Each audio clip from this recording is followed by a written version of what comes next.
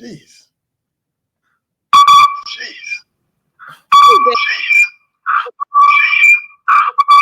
Sounds like we have feedback. Huh? Wait a minute. Okay.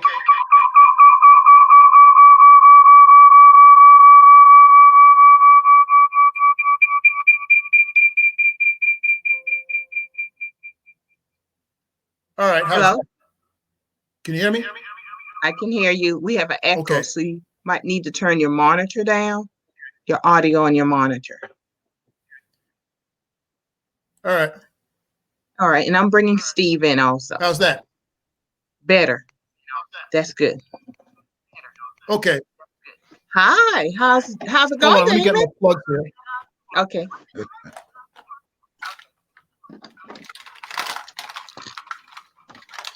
Hi, Steve. Hi, Marilyn. Good to see you. Good to see you too. We're live where Damon is just doing a little adjustment, then we will get rolling. All right.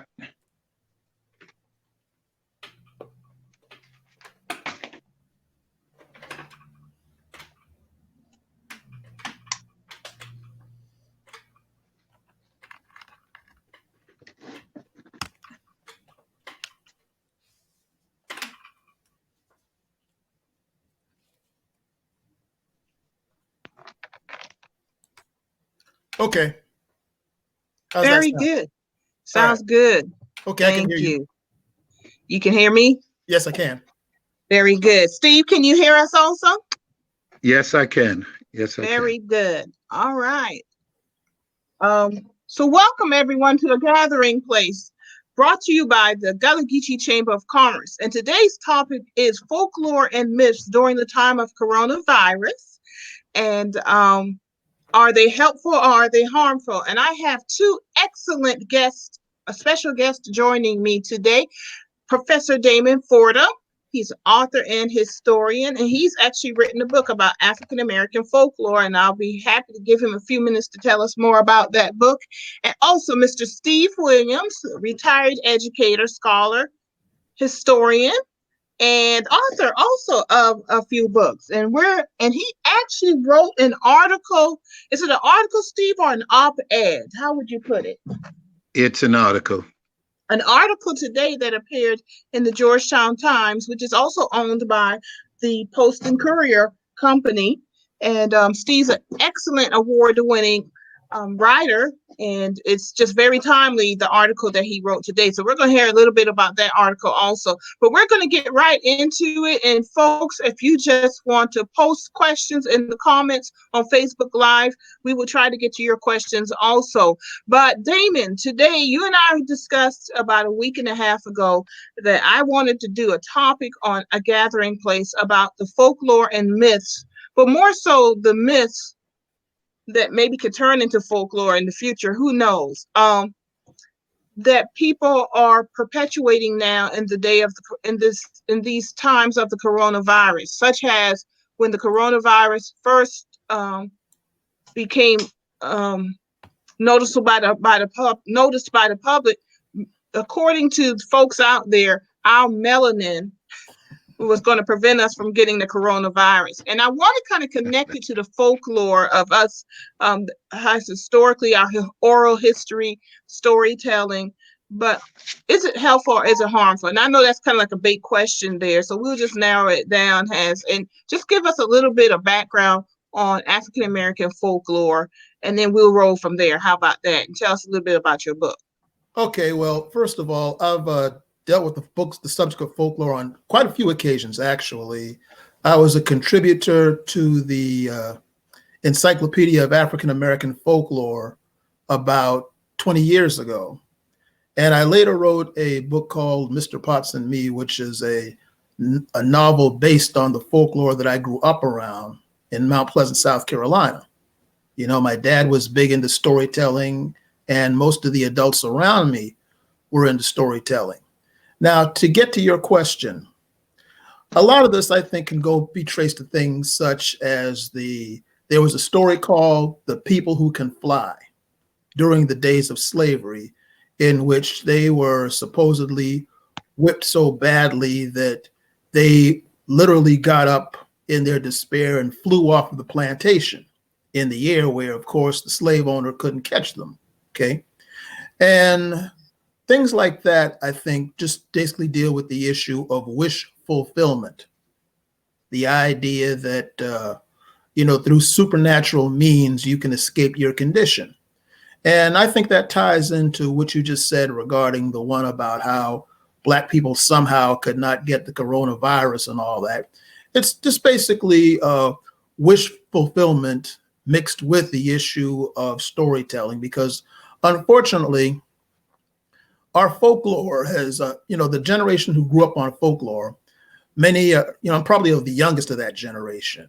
And what passes for a folklore today often can be put in the category of conspiracy theories, which we'll talk about a little bit later in the discussion. And so this one, I think, at least unlike a lot of the other folklore that I hear, that's kind of borderlines on something positive, but unfortunately it gives people a false sense of security. Because back then with our folklore, we knew it was storytelling. We understood its purpose was to either inspire us or make her laugh. And unfortunately, there are people today who don't know the difference when they hear stories of this kind, and it can make them take risky and dangerous chances. I think also, Ty, I agree with what you're saying, and I've actually had an opportunity on another show that I am a co-host on, Spotlight. We brought in Presiding Elder Sandy Drayton of the Georgetown District of the AME Church, and I did bring in the myths and the folklore and the conspiracy theories briefly, and asked them, do you think it's also hiding a lot of pain? Are we coming from a place of pain? Yes. In dealing with this? And then it also ties into, historically, we told stories not only to laugh. Well, we've told them to laugh because that's how we dealt with our pain. Mm-hmm. And now, because we don't have those historical connections, and I'm going to get to Steve because he has a wonderful story to tell what he wrote about. Now that we have had historical amnesia, if I could put it that way, and don't understand the context of things, we take things, instead of listening to scientists and medical professionals, we listen to, in some cases, charlatans and people who have an agenda that may not mean well by the community. So I wanted to put that out there. And if you have anything to say about that before I bring in Steve, because he wrote this just wonderful article that's appearing in the Georgetown Times today. No, let him go right ahead. I want to hear this too. Well, first of all, yes. First of all, thank you, Marilyn, for inviting me to this seminar. You're welcome. As I don't really deal with folklore on a personal level because I try to keep myself centered.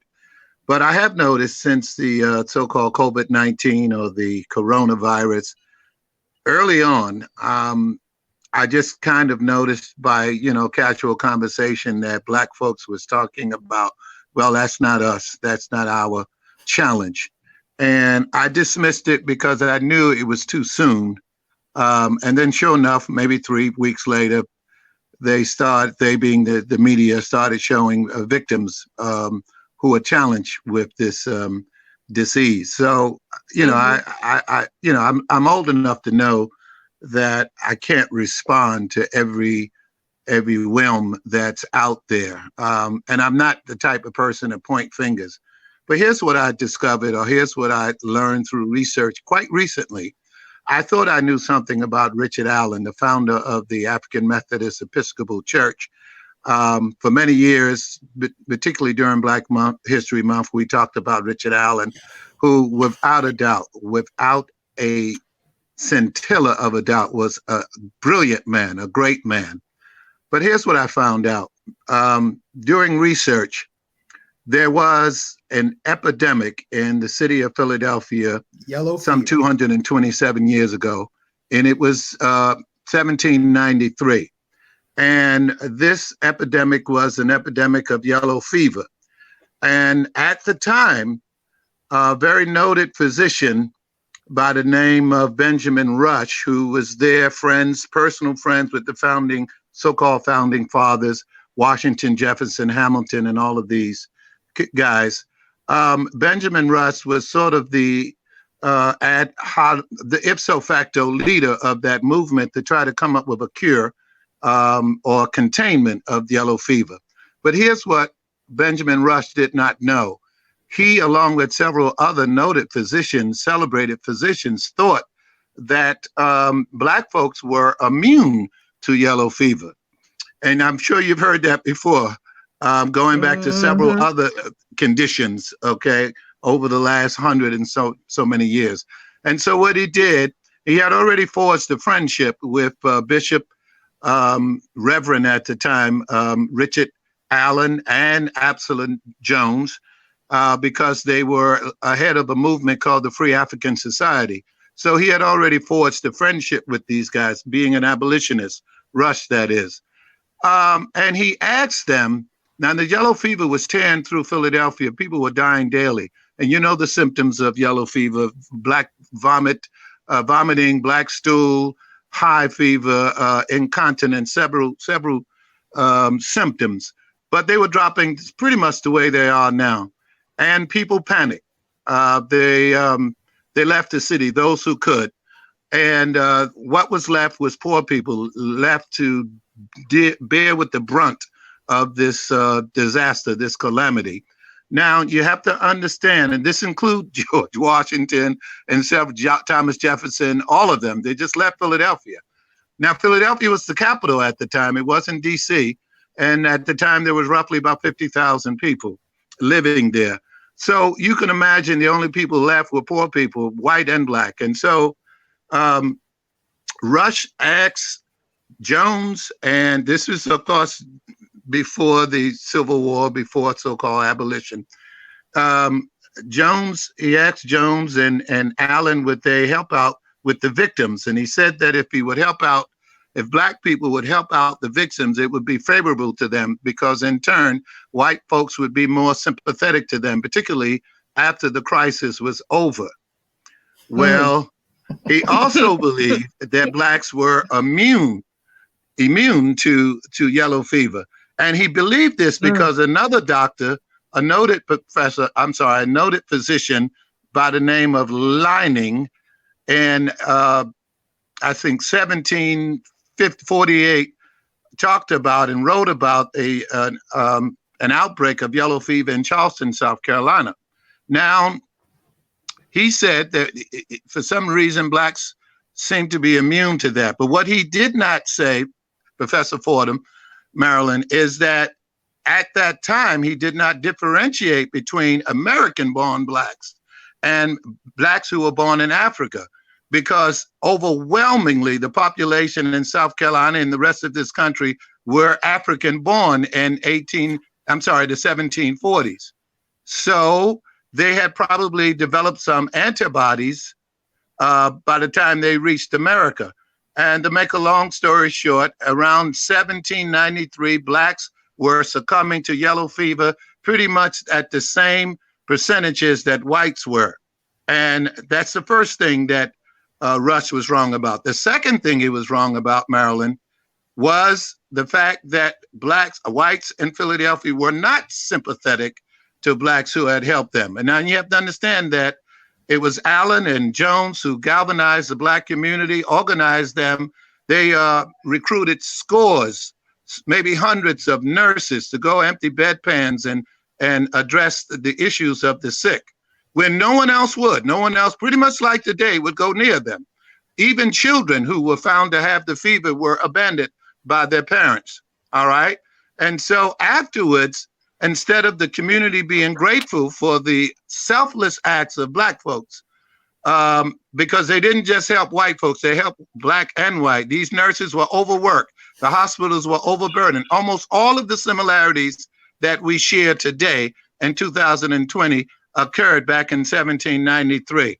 And one particular author, I won't nominate him, but he lambasted the Black community, saying that they were stealing, the nurses and caretakers were stealing from whites, and the nurses were overcharging them. Well, this did not sit well with Richard Allen. And he wrote a book with Absalom Jones. It happened to be the first book published by Blacks in the United States. And he addressed those issues. And so that's what this article was all about. And it is eerily similar to what's going on today. I'm talking about people covering their faces. I'm talking about dwindling goods, hoarding goods. I'm talking about overburdening the hospital and the nursing system. I'm talking about bodies lying in the grave, lying in the street. All of the things that we see today, this so-called new normal, wasn't quite as new as people think it is. It speaks to the continuing thread of history throughout time. If you pay attention to not only big events such as what we're going through now, but everyday ordinary things, how much we all have in common. And I think because we lack some critical thinking skills in today's society, we're not connecting those threads and making good decisions. And there's nothing new under the sun. It just comes in a different context, but you have to understand that context. And I think this story that you've just told, it's like this history that you just told really shows the connection between not only wearing the mask and social distancing, but how Blacks were treated and the expectations of Blacks. So in a way, I do get into conspiracy theories, but I also understand the context because so much has been done to us in history that you can see where the connections are. But the problem is when people don't know their history and they don't understand and use critical thinking skills, it's not used to help the community. It actually ends up harming the community. And myself, I just got something, I get something almost every day from folks because they feel a need to share things with me in private messenger. They never do it publicly. They'll to me private messenger. They'll wear a mask because you're breathing in your own air and that will cause your lung congestion. Well, that's true, but guess what? We have treatment for that. We have treatments for that. What we don't have a treatment for is the coronavirus. And that's what people need. This is where critical thinking comes into place. And this is why we need to hear these stories so we start understanding critical context, historical context, rather than Billy Bob, who didn't finish high school, who's sitting in the basement somewhere in front of their computer, sharing whatever they thought of. Oh, I heard this. Well, I don't know how they heard it in the basement, but I got to get it out to the people because I got to save my people. So Damon, I see you want to say something. So go ahead and say it. Okay, a number of things here. First of all, Mr. Williams is absolutely correct about the whole idea of nothing new under the sun. I'm familiar with the pamphlet that Richard Allen wrote in 1793 regarding the Philadelphia pandemic and so forth. And people think that all of this is new when those of us who study history, we understand that America went through everything we're talking about today in 1918 through 1920. And they're making the same mistakes of opening up early and causing a second wave and so forth, and as well as what you're talking about in regard to whenever Black people were in wars for the United States and other such things, there was this expectation that after we showed our heroism, everything would be better and all of that. And that rarely happened. So having said all of that, what as anti-conspiracy theory as I am, I do understand what leads into that. Because see, the bottom line is this. People will want simple answers to complicated questions. There you go. Especially in terms of panic. And I get that. And if you don't know the right answers to a lot of things, it's like when you are stuck in the bottom of a well and you see a hand at top of that well, you are not going to ask that hand a whole lot of questions. So if someone is telling you that they're going to inject microchips in you, or these 5Gs things are supposed to broadcast the coronavirus, and you didn't grow up with a knowledge of medicine and history, you are going to latch onto that out of your desperation because I always tell my fellow intellectuals and scholars, part of the problem is that intellectuals and scholars spend way too much time among each other and not taking their legitimate knowledge out to the average Jane and Joe. And the average Jane and Joe just suffers as a result of that in their search because in times of crisis, false prophets do well, and they will go toward the charlatans, and that just makes a bigger mess out of things. So we have to learn how. So, what you're doing is admirable. What you both are doing is admirable, because we're about taking this stuff out to the average Jane and Joe so they will not be misled and make the wrong decisions about these things. And that's why Go ahead, finish. And that's why I especially admire people such as Dr. Fauci. What's his last? I'm talking about the guy in DC. What's his name? Dr. Fauci, I think. Fauci. Yeah, Tony Fauci. As well as in Charleston, you've got Dr. Thaddeus John Bell and my former student. Yeah, I have to throw that in. And fellow Spartanburg native, Dr. Ebony, Jade Hilton, and people like that. They're going out there with the right information to the people because they have the legitimate MDs behind their name in this field, and what they're doing could actually save lives. I do have a question, but before I ask you that question or make the comment, I want to apologize. We lost for about 1 minute our viewing audience. Our internet went out, so I do apologize. And I also want to remind everyone that A Gathering Place is brought to you by the Gullah Geechee Chamber of Commerce. So back to my question. I have to do my station break. Okay. So back to my thank you. So back to a comment from someone very much more knowledgeable than I am about this subject. Dr. Leslie Beslew, we were talking about this, and unfortunately, because she could not join us today, but yeah, I'll get her back. Believe me, we'll get her back. But we were talking about she went this. to college with us, right? Yes, she did, USC. Yeah, she's my line sister also. I certainly will. We were talking about it, and she said she was at a leadership development conference, and the leader of that conference, one of the statements they made, that if people do not have information, they tend to fill it with negativity. So and that goes to what you just said. If people do not have, if we as leaders or elected officials do not give people good information or reliable information, they're going to find that information someplace, and it's going to usually be negative, because that's human nature. Because you're trying to find answers, and that's where folks come in, and they're going to give you the answer, but everyone has an agenda. And that's why you have to have discernment to determine who has that agenda. So Steve, do you have any thoughts regarding that, just from you writing and coming across any historical context of anything, actually? Yes, I do. And one of the things that continues to amaze me is the politics of these so-called viruses. I heard Dr. Fauci say something on TV the other day, and keep in mind that I just refuse to watch the news 24/7. I am a cable news junkie.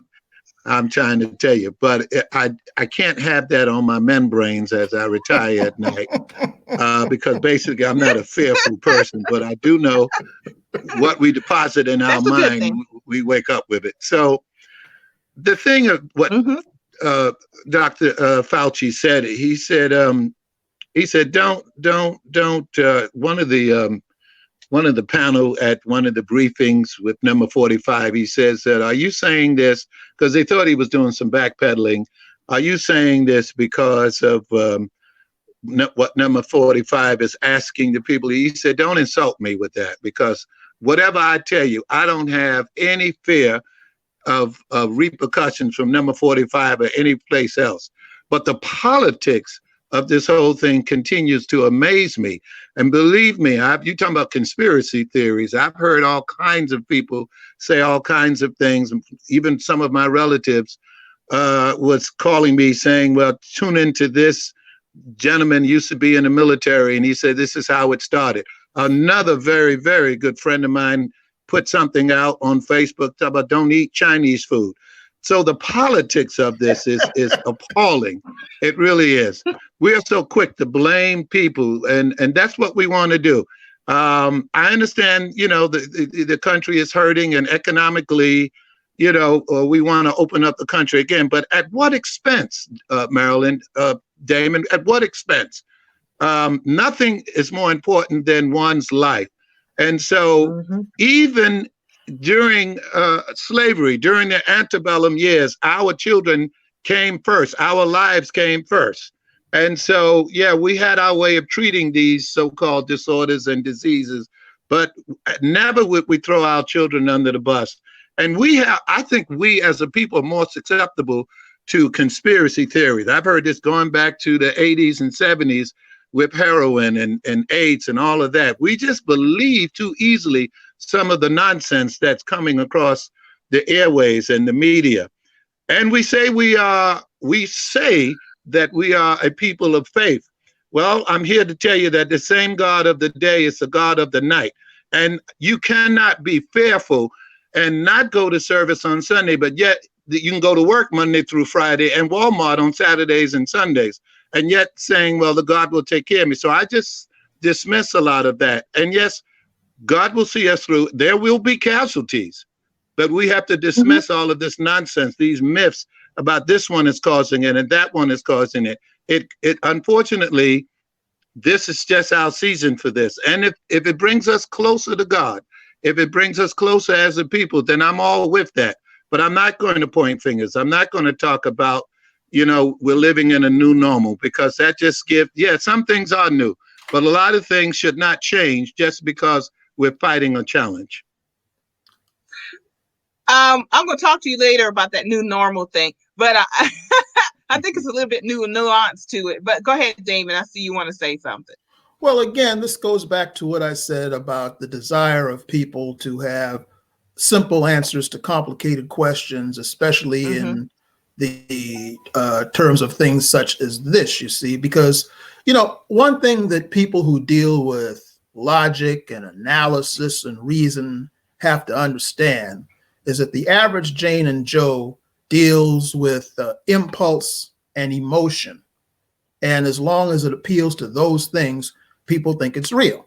Now, you're speaking about these myths. The one that really kills me right now is the one that I know that both of you probably heard this one, that they're opening up Georgia's massage parlors and tattoo parlors and barbershops because that's where most Black people go, and they want to kill off all the Black people in Georgia. And I'm like, really?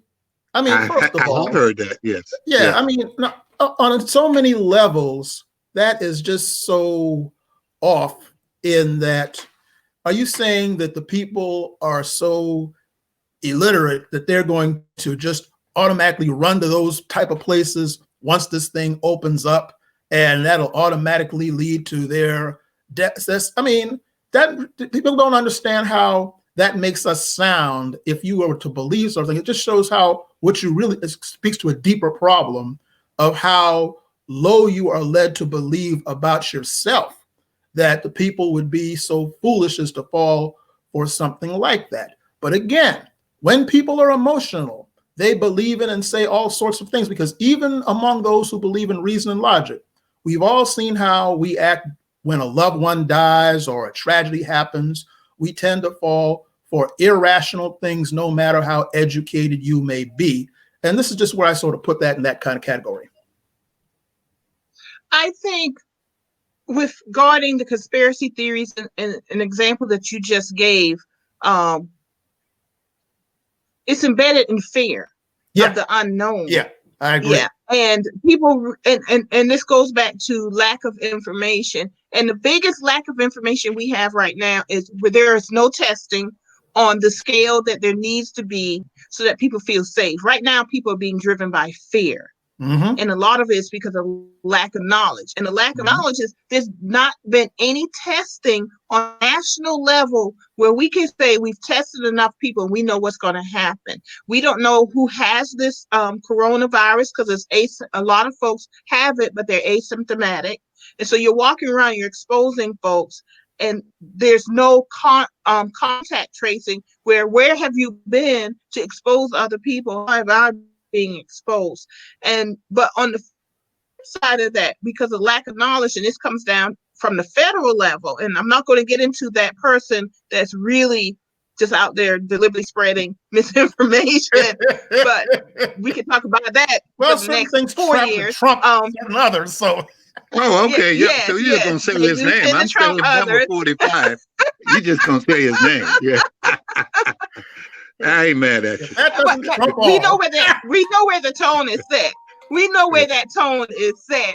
And then people being at home and they're filled with fear because they don't know really what's going on. But we have to ignore there are sources, there are reliable sources out there. And I'm not talking about go to one source. I'm talking about you may hear something, then you need to go to 2, 3, 4 other reliable sources to verify what you heard or what you read.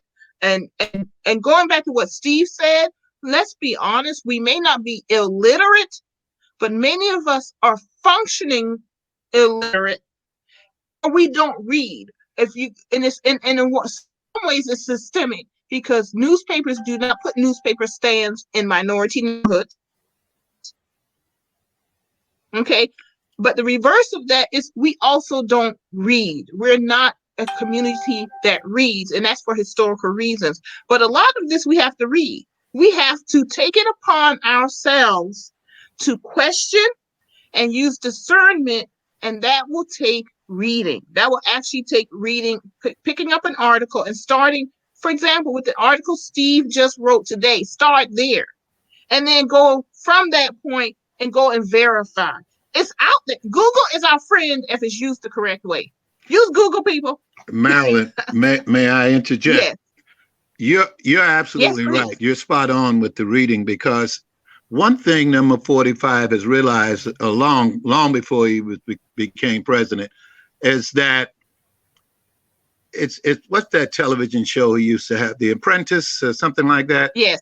All right. Never He saw it. realizes that the media is a very powerful medium, and it's much easier to criticize than to critique. And so for him to get on TV each night and spew falsehoods and alternative facts, that works. It really does. Now, it doesn't so much work with us, but it works with a whole lot of this base. Now, the yellow fever outbreak of 1793, which I wrote about, here's the thing that's so interesting. It wasn't anything medical, any medical intervention that subsided or stopped or halted it. It was the weather. It wasn't God's punishment and all of that. It was October's frost. And so it's just the opposite. I've heard people say, learned people say that, well, maybe when the weather gets better, hotter, warmer, we'll see a less of these outbreaks of COVID-19. Well, it was just the opposite in 1793 when the weather, because the yellow fever is carried, I neglected to say that, it's carried by mosquitoes. So, of course, in the winter or the cold weather, mosquitoes are not quite as prevalent. So we have to understand that a lot of the myths and a lot of the conspiracy theories is just that. And it comes from, as you said, Marilyn, people not researching or reading, even Google, and you can't believe everything in Google, but you can do some research and you can understand that this too will pass. And you're praying that, well, it doesn't take too many of your personal relatives or casualties, because there's gonna be casualties. We just pray that it's not our children, not our parents, not our grandparents. Well, everybody wants to go to heaven, but nobody wants to die. All right. And so you have to understand that from time to time, we will go through this. And I'm hoping, like I said earlier, it would bring us closer together. I know in my case, I challenge you guys to say it's happening with you, but I'm calling people I don't normally call, because I'm not a person that likes to chit chat on the phone. And I know, Professor Fordham, you're way too busy. And so are you, Marilyn. But I'm calling just to check in on loved one. I don't just mean my own children and my own siblings, but I'm talking about other people who I really do love. But I'm just not one to call up that often. But I found myself doing that a lot more, that and eating. Well, you know, as a matter of fact, you're right about me being busy, because right before you called, I'm in the process of grading final papers for my students, doing online teaching, filming things on YouTube and posting it for the students for class and all. So I don't suffer from the boredom that a lot of people are going through right now. And because of this online teaching, I don't have the personal issues as far as unemployment or lack of money or anything like that at the present time. That doesn't mean that all y'all gotta have to come and hit me up or anything like that. Don't get twisted. I'm just saying. But I want to piggyback on something that Marilyn said a little bit earlier in regard to finding things on Google. You see, most people these days are not taught about something called cross-referencing, which is when you find some information, you have to check more than one source in order to see if that information is factual. And you have to know the difference from whether you are looking at a reliable source or not, because you have a lot of websites that both of you know about, like The Onion and the Babylon Bee and things like that, where it's basically joke and satire information, but they know that the average person, again, is impulsive and emotional. So when they see something that strikes at their worst fears or their greatest hopes, they're going to run with it. Like some of you might remember, just an example, this one that said that the current president said that he was a better Christian than Jesus. Now, a lot of people you've probably seen that. And a lot of people on the surface, because he tends to say some egomaniacal things from time to time, they ran with it. But if you looked at it, it was from the Babylon Bee, that is a satire. Right, so a lot of people wound up with egg with their face on that one. Now, to touch on something else that you two said, Martin Luther King himself, I was listening to a sermon that he did in August of 1967 to the black disc jockeys of that time. And Dr. King told the black radio disc jockeys that they had a bigger responsibility than the white disc jockeys of that time, like Dick Clark or Wolfman Jack or those people. They could afford to be about entertainment. But Dr. King said that since a lot of the people in the African-American community were forced to get a lesser education, there was a lot less recreational reading within the black community, so that they were totally dependent on these black disc jockeys and radio announcers and such for their information. And I get that, because as you both probably know, I used to do a lot of the Black history things on WPAL in Charleston back in the day. And so this goes to show the responsibility that a lot of us have who know things to get to the people. But even though you may be learned, we have to remember that learned people are learned in different things.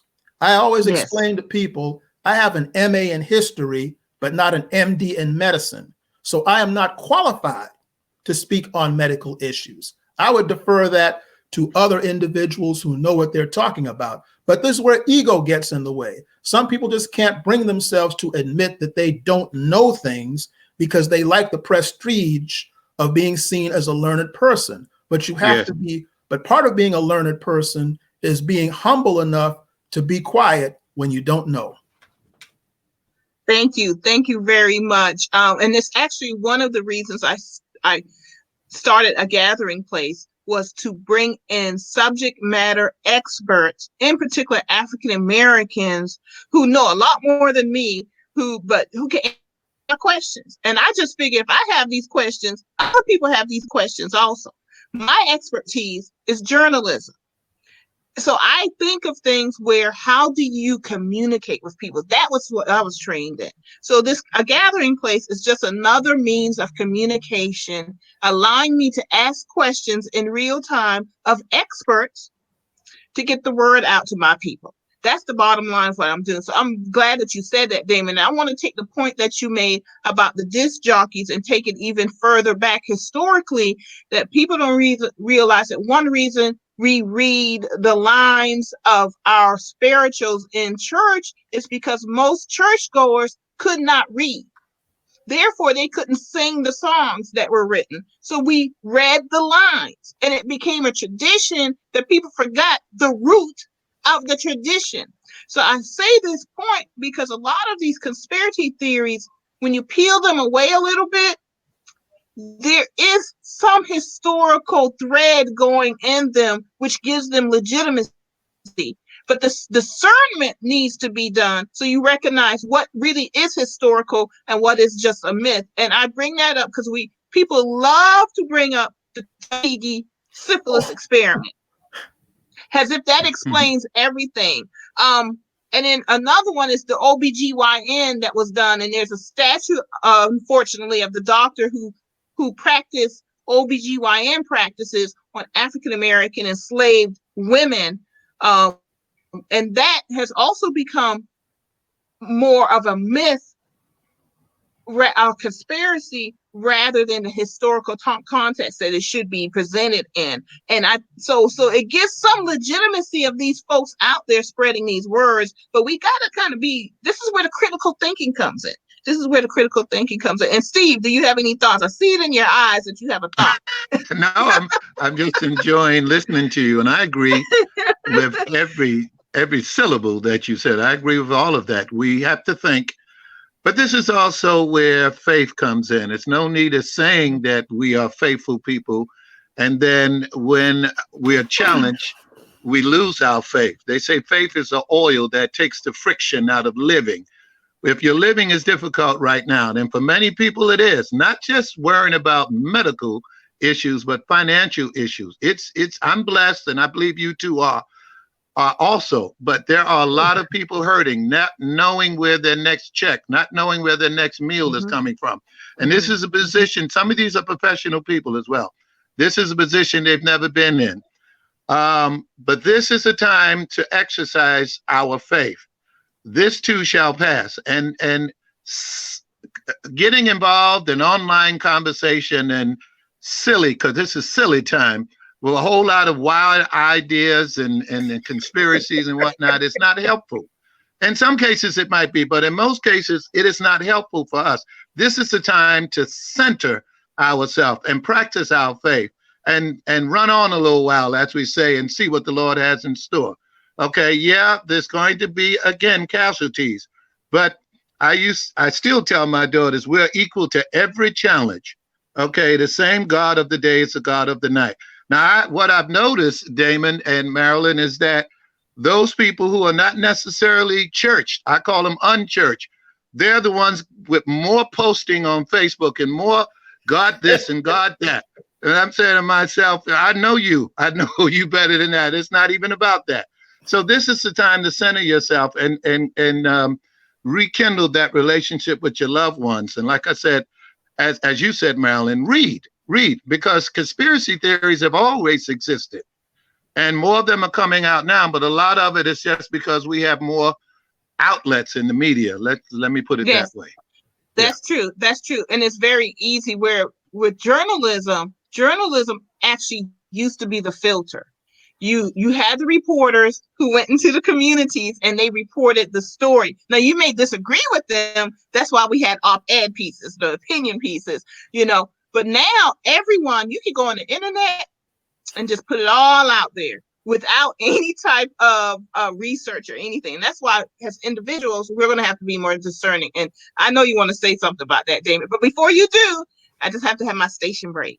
This A Gathering Place is being brought to you by the Gullah Geechee Chamber of Commerce. And thank you everyone for joining us today. And we have with us today Professor Damon Fordham and Mr. Steve Williams, both of who are historians and authors of some great books. So we certainly want you guys to take a look at their books and purchase them also. So Damon, you were about to say. Okay, you mentioned Tuskegee. Yeah. First of all, that comes from a great misunderstanding of what really happened with that. You see, first of all, the Tuskegee thing was uncovered by Dr. Billy Jenkins, who grew up in my neighborhood. In fact, his mother was our den mother in the Cub Scouts back in the day. But the basics of Tuskegee is this. First, the myth. The myth was that they shot these black men and inoculated them with the syphilis virus, and they died of syphilis. That's the myth.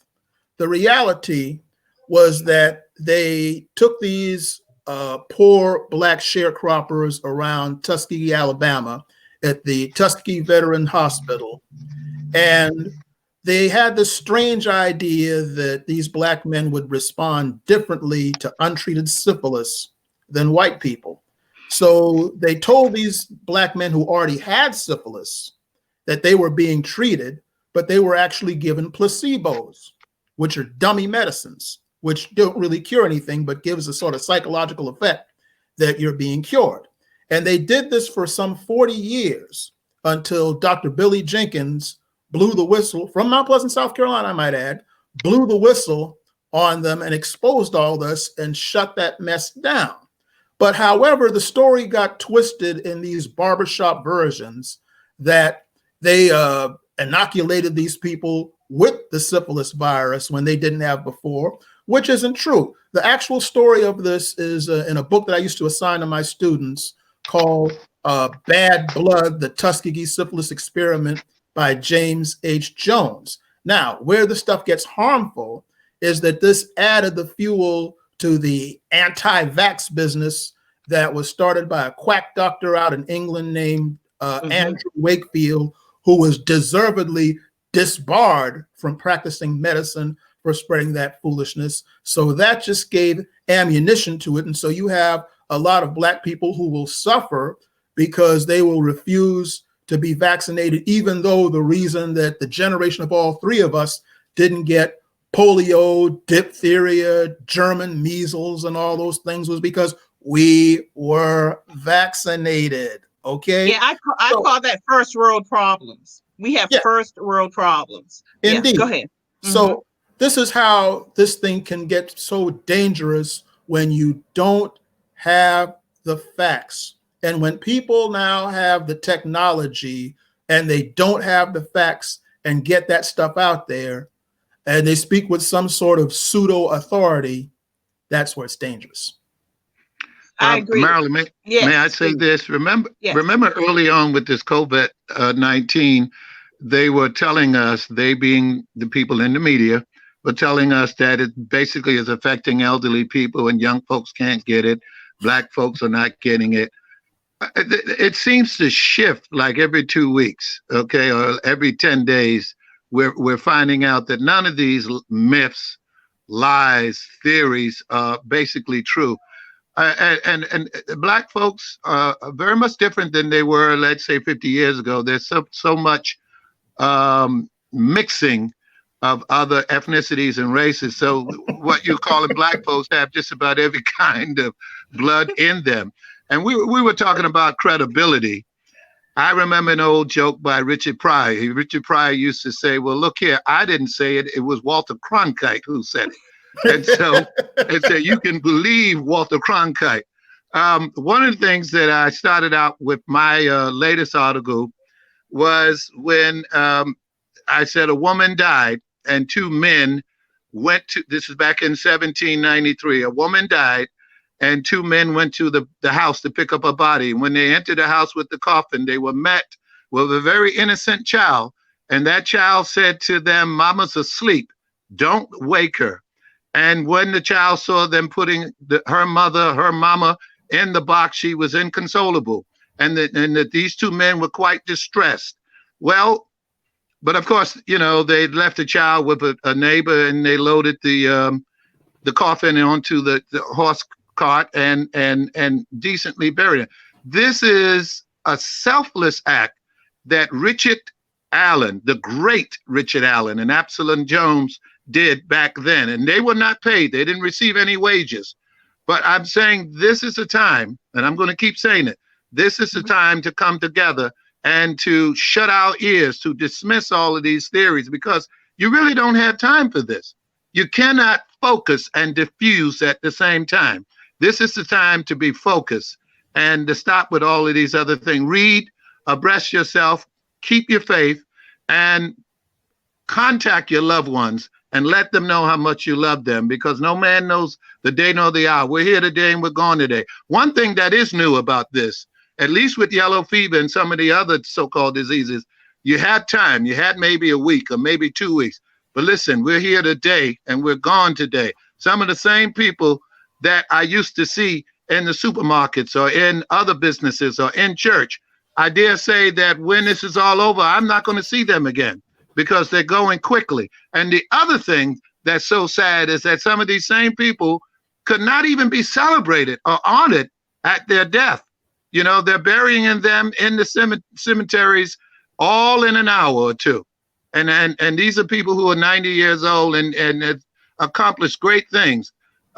We were talking the other day, Damon, you were talking about one of the bishops in the AME church, Grady, I believe. Bishop Z.L. Grady. Okay. Normally, you know, they'd be lined up in the street to honor this man, but this is one of the new normals here, not being able to honor people, to celebrate people's lives. He's having a graveside service, which is private. Okay. All right. So my point is this: we just got to come together with the people that we have a high opinion of, the people that we love, and we don't have time for conspiracies. No, because you're here today and you're going today. Yeah, I agree with you, Steve. One of the things that we do know is what we don't know about this coronavirus. And they said the word novel coronavirus, COVID-19, and novel in this case means new. There have been coronaviruses. A cold is a coronavirus. It is just the type of coronavirus it is, and this is new. So no one knows anything about it, and they're learning day by day new things about it. And I think just yesterday it came out, a lot of the folks are now showing blood clots. They're getting blood clots from this coronavirus. So this is a new, yes, there's nothing new under the sun, but it comes back to us in new forms. It's called evolution. We are in an evolutionary period right now. And so we have to first acknowledge we're just learning about this coronavirus on a daily basis. And what amplifies the situation is we have information at our fingertips because of technology. So the information gets ahead of bad information, gets ahead of reliable information, because reliable information has to go through the science. It has to go through the process. That's why when you hear Trump say, take this medicine, because, what do you have to lose? Take this medicine. And Dr. Fauci's sitting there going, no, we have to go through a scientific process. Well, I'm going to believe the doctor, because the doctor is going to go through the process to determine, one, does it work?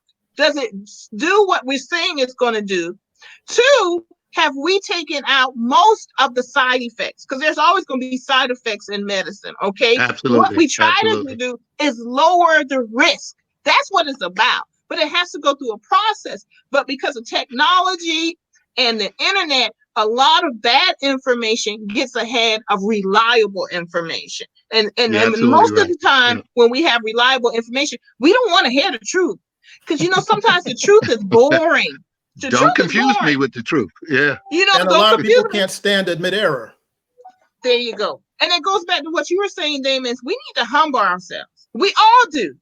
It takes some humbleness so you can open your mind to hear what you need to hear. Because God is not evil. God doesn't mean harm to us. If you have faith, you know that God wants us to have the best. And sometimes the best means we got to stay home. It means staying home, being quiet, and don't put your body out there getting exposed to the coronavirus and to people who don't want to wear the mask, who don't want to do the gloves, who don't want to have the hand sanitizer, but they run around talking about if you wear a mask, the droplets will come back in your throat and you're going to get sick. It just burns you up. I haven't heard that one. I'm lucky. Yeah, I got that yesterday, and I'm not going to call any names. But but I get passionate about, obviously you can tell I get passionate about certain things, and the things I get passionate about are things that hurt me and hurt my community, whether people realize it or not. But we have to speak out. We have to bring in people who know more than us and amplify those voices. and tell folks you need to listen to folks who got educated. And the other thing I want to put out there, and this goes back to faith and spirituality and religion, is at the beginning also people were saying, well, no one can tell me I can't go to church. I have to go to church to be with God. And I heard that a lot of folks, and I actually unfriended folks on social media because I just couldn't expose my mind to that negativity. Well, I was raised that God is everywhere. And I have had the best church sometimes when I've gone on a hike in the forest, the state forest or national park, where I've had that time with God. And it's so much clarity comes to me because the noise is eliminated. And we have to start recognizing that a lot of this is just noise meant to distract us from the things that are supposed to help us. And it's just so, stay home. And I tell people also, the easiest thing we could do right now is block out the noise and go have quiet time and go pray in the closet.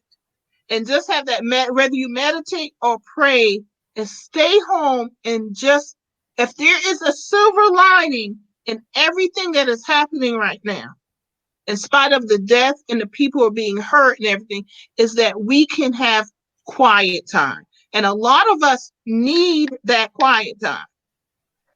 Absolutely. Well, yeah, but I'm sorry, go ahead. Go ahead, Damon.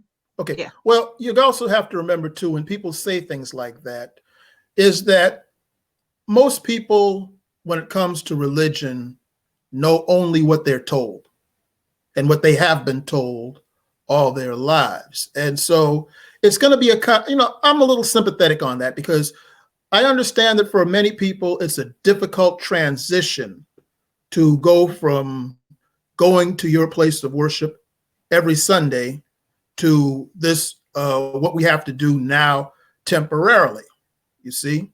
So, so I understand we have to be kind of patient when we deal with folks of that mentality, because it's really necessary to get them to do the right thing. You have to show them that you respect them and respect their way of thinking before you can bring them aboard to where we want them. Your point is noted. Some of these folks were beyond that. They were causing harm to folks. When you're out there saying you got to show the church because, when you're misleading, that's different. But I am certainly, your point is taken that there are some people, they do have to adjust. This is a huge adjustment for folks. It's a shock to our system. And we have to be accepting of that so that we can adapt to it. So yeah, your point is well taken. Yeah, Steve, I'm going to have you, this is your final words, and I'm going to come back to Damon and we're going to wrap up our hour. But Steve, any final words from you? Well, yes, my final words is that thank you from the bottom of my heart for this opportunity to come together and just have dialogue.